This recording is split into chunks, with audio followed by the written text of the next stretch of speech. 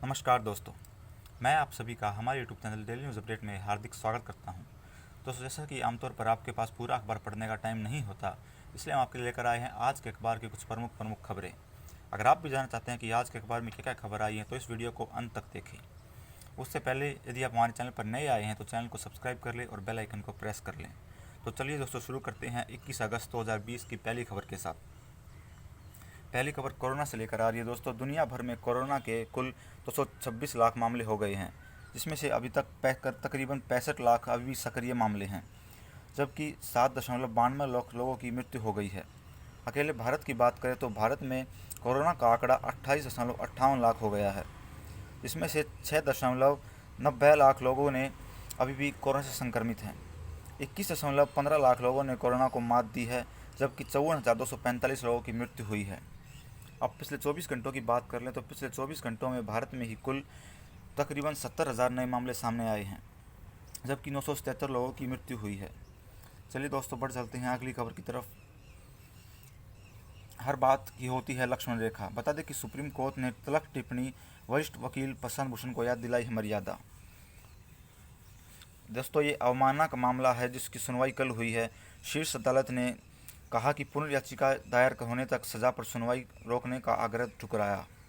अदालत ने अपनी बात पर कायम भूषण को बिना शर्त माफ़ी मांगने के लिए दिया एक और मौका और कहा कि 24 अगस्त तक लिखित माफ़ी दे तो अदालत 25 अगस्त को मामले पर फिर करेगी विचार। प्रशांत भूषण ने कहा लेकिन कि मैं नहीं मांगूंगा माफ़ी। जम्मू कश्मीर के रास्ते घुसे 3 आतंकवादी, निशाने पर है दिल्ली।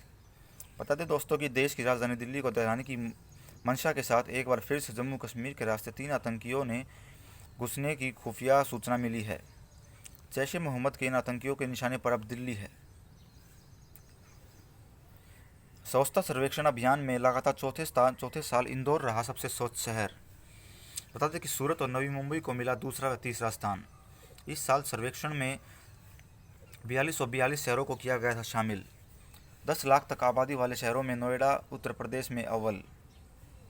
बता दें कि गाजियाबाद को देश का 19वीं रैंक, फरीदाबाद 38वें और गुरुग्राम 62वें पायदान पर। राजधानियों में दिल्ली अव्वल। राज्यों की राजधानी वाली श्रेणी में नई दिल्ली पहले स्थान पर रही। चंडीगढ़ को दूसरा और गांधीनगर को तीसरा स्थान प्राप्त हुआ। आगे बढ़ चलते हैं दोस्तों। रोहिणी में शराब पीने का वीडियो बनाने पर हवलदार ने मारी गोली। बता दें कि सर्विस रिवॉल्वर से जिम प्रशिक्षक को मार दी गोली, आरोपित बर्खास्त।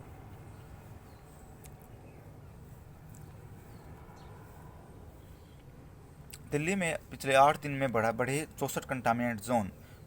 दोस्तों, राजधानी में कोरोना का संक्रमण के प्रसार को रोकने के लिए दिल्ली सरकार लगातार कदम उठा रही है। दिल्ली में कोरोना का पॉजिटिव रेट स्थिर बना हुआ है, लेकिन मगर नए कंटामिनेंट जोन का बनना लगातार जारी है। बृहस्पतिवार को जारी नई दिल्ली सरकार की रिपोर्ट के अनुसार दिल्ली में पिछले 8 दिनों में 64 नए कंटामिनेंट जोन बनाए गए हैं। चलिए आगे बढ़ते हैं। देश की राजधानी दिल्ली में अब 101 दिन में दोगुने हो रहे हैं कोरोना के केस। बता दें कि देश भर में 29 दिन में ही दोगुने हो गए संक्रमण के मामले। 7% रह गए कोरोना संक्रमण के सक्रिय मरीज। बता दें दोस्तों कि राजधानी दिल्ली में कोरोना के संक्रमण से शिकार मरीजों में अब मात्र 7% सक्रिय रह गए हैं। पिछले 24 घंटों में संक्रमण में के 1215 नए मामले सामने आए, जबकि 22 लोगों की मौत हुई है। अब तक 1,57,354 लोग आ चुके हैं कोरोना की चपेट में दिल्ली में। आगे बढ़ चलते हैं। दिल्ली के आईजीआई एयरपोर्ट पर थर्मल स्कैनर से हो रही है यात्रियों की जांच। बता दें कि निगरानी के लिए 20 अल्ट्रा मॉडर्न थर्मल स्कैनर और कैमरे लगाए गए हैं। 25 मई से अब तक 31 यात्री बुखार से पीड़ित पाए गए हैं। स्वच्छता सर्वेक्षण 2020 में 3 निगमों का प्रदर्शन रहा निराशाजनक। छावनी परिषद में एक भी पायदान फिसले। बता दें कि लुटेंस दिल्ली को छोड़ राजधानी फिसड्डी।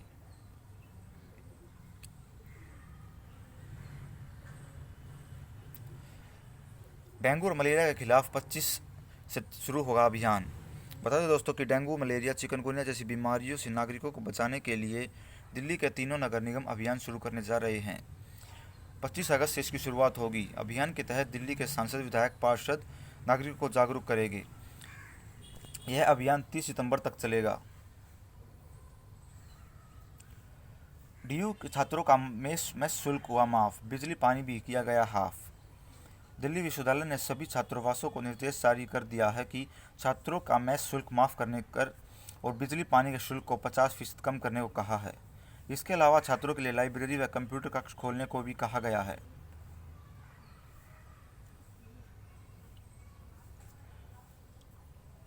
देश में कोरोना से ठीक होने की दर 74% पहुंची। 21 लाख के करीब पहुंची है ठीक होने मरीजों की संख्या। बता दें कि सक्रिय मामलों में केवल 0.28% वेंटिलेटर पर ही है। पिछले 24 घंटों में तकरीबन 70,000 नए मामले सामने आए, जबकि 61,000 से अधिक लोग हुए हैं ठीक। 55,000 के करीब पहुंचा कोरोना से जान गंवाने वालों का आंकड़ा। रूस कोविड-19 की वैक्सीन के उत्पादन में भारत के साथ साझेदारी का इच्छुक।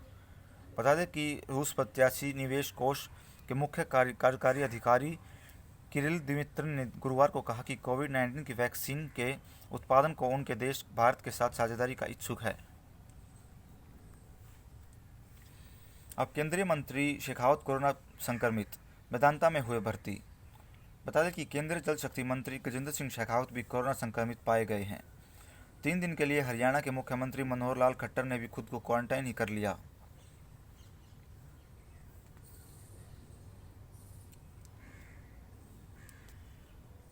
फेसबुक मामले में भाजपा और कांग्रेस में है ठनी। बता दें कि थुरूर को संसदीय समिति अध्यक्ष पद से हटाने की गई मांग। राज्यवर्धन राठौड़ ने भी लोकसभा स्पीकर को लिखा है पत्र। बिहार में चुनाव के पहले टूटा महागठबंधन, अलग हुए मांझी। बिहार विधानसभा चुनाव के पहले महागठबंधन में बड़ी टूट आई है। बता दें कि पूर्व मुख्यमंत्री जीतन राम मांझी की पार्टी हिंदुस्तानी आवाम मोर्चा ने महागठबंधन से रिश्ते तोड़ दिए हैं। संभावना है कि वह जल्द ही नीतीश कुमार के नेतृत्व वाली जेडीयू के साथ नई पारी की शुरुआत करेंगे। टूट सकती है जनगणना की 130 साल की परंपरा। कोरोना महामारी के कारण 130 साल के पहले जनगणना की परंपरा टूटने का खतरा खड़ा हो गया है। 2 चरणों में होने वाली जनगणना के पहले चरण में घरों और मवेशियों की गिनती का काम 1 अप्रैल से 30 सितंबर तक पूरा होना था, लेकिन अभी तक इसकी कोई संभावना नहीं दिख रही। बता दें कि 1881 से लगातार हर 10 साल पर होती है यह जनगणना। विश्व युद्ध में भी नहीं रुकी थी। भारत ने पाकिस्तान से कुलभूषण जाधव को फांसी की सजा के खिलाफ पुनर्याचिका दाखिल करने में भारतीय वकील की मदद मुहैया कराने को कहा है। आगे बढ़ते हैं। एलएसी के करीब गतिविधियों की सैटेलाइट से की जा रही है निगरानी।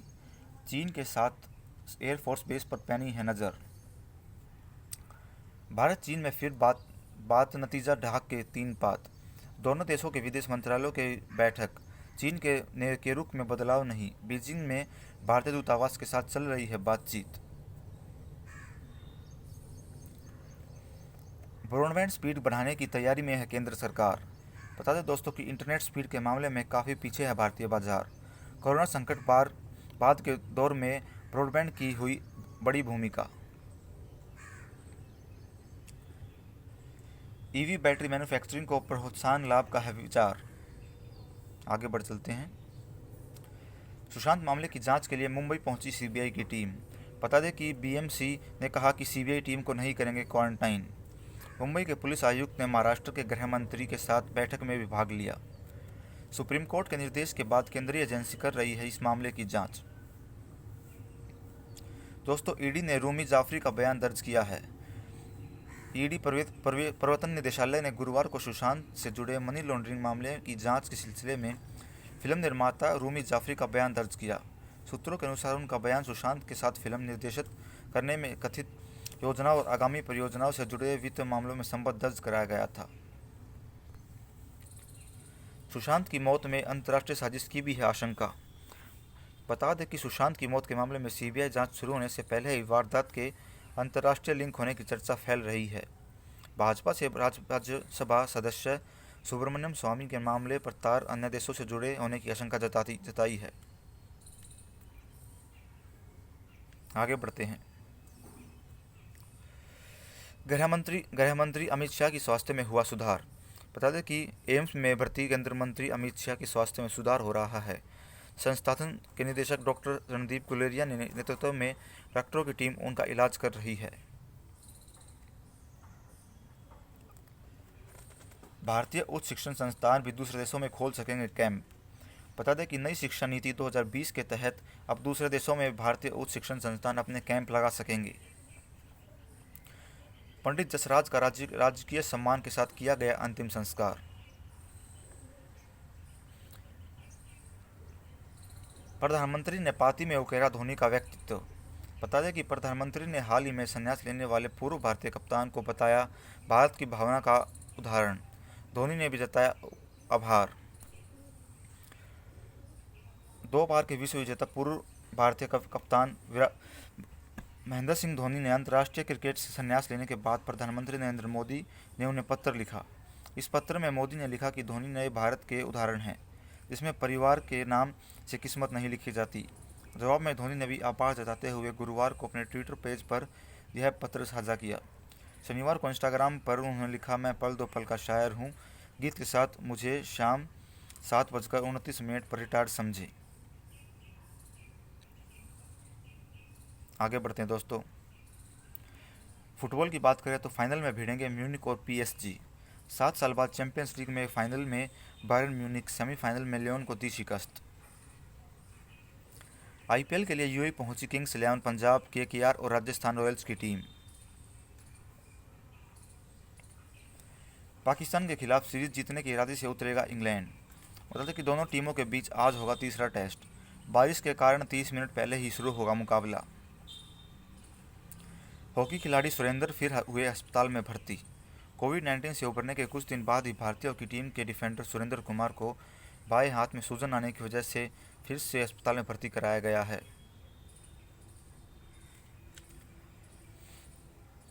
$67 लाख वसूलने को किया गया था यात्री सहित बस का अपहरण।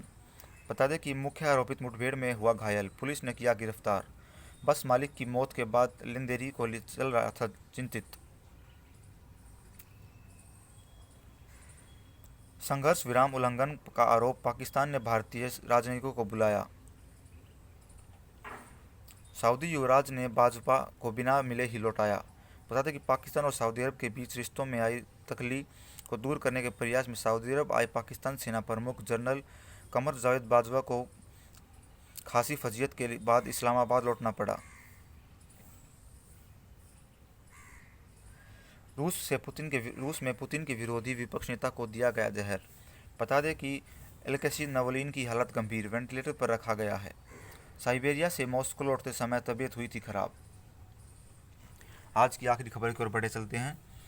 उपराष्ट्रपति प्रत्याशी नामित हुई कमला हैरिस ने कहा कि ट्रंप असफल नेता। हैरिस ने रचा इतिहास, यहां तक पहुंचने वाली पहली भारतीय अमेरिकी। ट्रंप के पूर्व सलाहकार बैनन किए गए गिरफ्तार। अमेरिका के राष्ट्रपति डोनाल्ड ट्रंप के पूर्व शीर्ष सलाहकार स्टेफन बैनन को धोखाधड़ी के आरोप में गिरफ्तार किया गया है।